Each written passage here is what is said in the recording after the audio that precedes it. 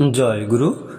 আজ 17 জুলাই বিশুদ্ধ সিদ্ধান্ত পঞ্জিকা মতে আজ শ্রাবণ মাসের প্রথম দিবস।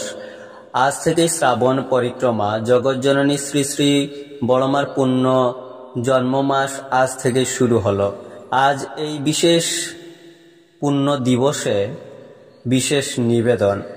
শ্রী শ্রী ঠাকুর একবার শ্রী শ্রী বড়মার প্রসঙ্গে বলতে গিয়ে আবেগবিহ্বল কণ্ঠে উপস্থিত শিষ্যদের উদ্দেশ্যে বলেছিলেন, আপনাদের ঠাকুর যদি নারী দেহ নিয়ে জন্মাতেন তাহলে তার যে রূপ হতো তা ওই বড় বউ। বড়মা ছিলেন জগৎ জননী, পরমপিতার অংশ স্বরূপা।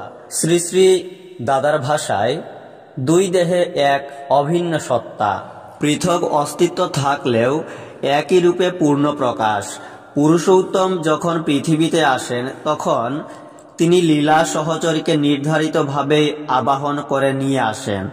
তাদের আলাদা অস্তিত্ব থাকলেও, দুই দেহ থাকলেও তারা যে একে একে দুই নয়, বরং একে একেই পূর্ণ এক। তারই প্রকটিত রূপে দেবালোক থেকে মর্তলোকে ধরা দেন।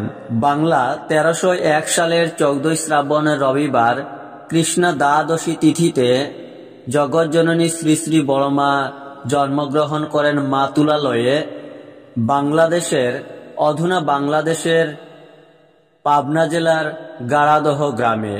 মাতার নাম ত্রিনয়নী দেবী, পিতার নাম রামগোপাল ভট্টাচার্য।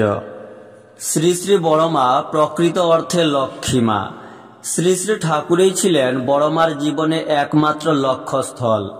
ব্যক্তিগতভাবে তাঁর সেবা, বাস্তব অর্থে তাঁর পরিচর্যা করা, তিনি যাতে খুশি হন, তৃপ্ত হন, আনন্দিত হন সেদিকে তিনি কড়া নজর রাখতেন। একই দেহে তিনি যে লক্ষ্মী নারায়ণ। অজস্র ঘটনা থেকে একটি ঘটনা তুলে ধরলে তার সত্যতা প্রকৃত অর্থে উপলব্ধি করা যাবে। একবার জামতলা ঘরে এয়ার কুলার লাগানোর জন্যে শ্রী শ্রী ঠাকুরের ডান হাত অসাড় হয়ে যায়। এই অসুস্থতা চলে 42 দিন ধরে। শ্রী শ্রী বড়মা ওই 42 দিন অন্ন ত্যাগ করেছিলেন। শ্রী শ্রী বড়দার আবদারে তিনি আধ গ্লাস করে লেবুর শরবত খেয়েই শ্রী শ্রী ঠাকুরের দিন রাত সেবা শুশ্রূষায় নিমগ্ন থাকতেন।